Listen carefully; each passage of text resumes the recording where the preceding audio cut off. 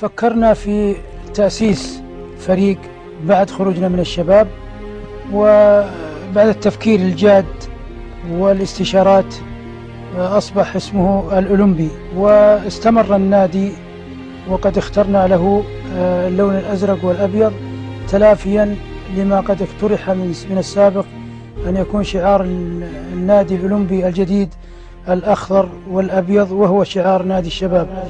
وقد الفريق في 21/3/77 هجري. مسمى الهلال انطلق من مباراة حضرها جلالة الملك المغفور له إن شاء الله الملك سعود بين ثنائي الأولمبي والشباب مقابل ثنائي الكوكب والرياض الأهلي أولا. وبعد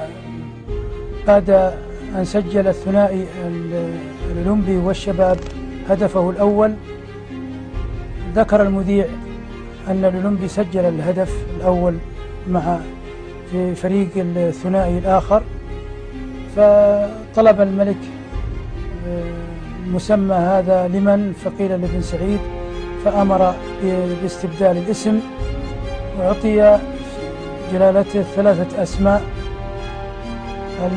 اليمامة، الوحدة، الهلال.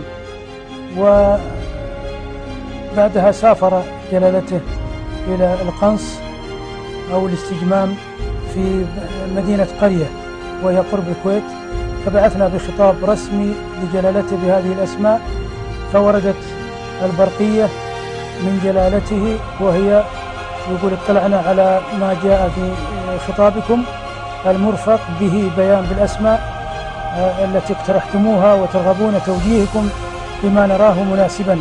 يسمى ناديكم بالاسم الثالث في الخطاب الهلال، فاعتمدوا ذلك. التوقيع سعود، التاريخ 21/5/78. يتابع دفاعيا في هذا الواقع الكروي للأزرق الملكي السعودي. الأزرق الملكي السعودي. الأزرق الملكي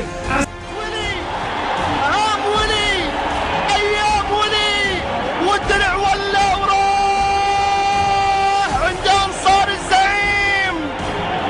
يا لها من فرقة، إنها تاريخ، إنها أرقام، إنها دولة إنجازات، إنها القلعة الهلالية الملكية الكبرى.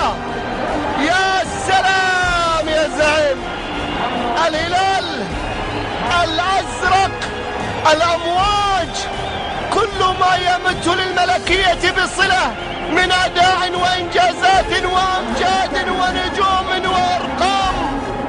يا الكورة خلص الكورة،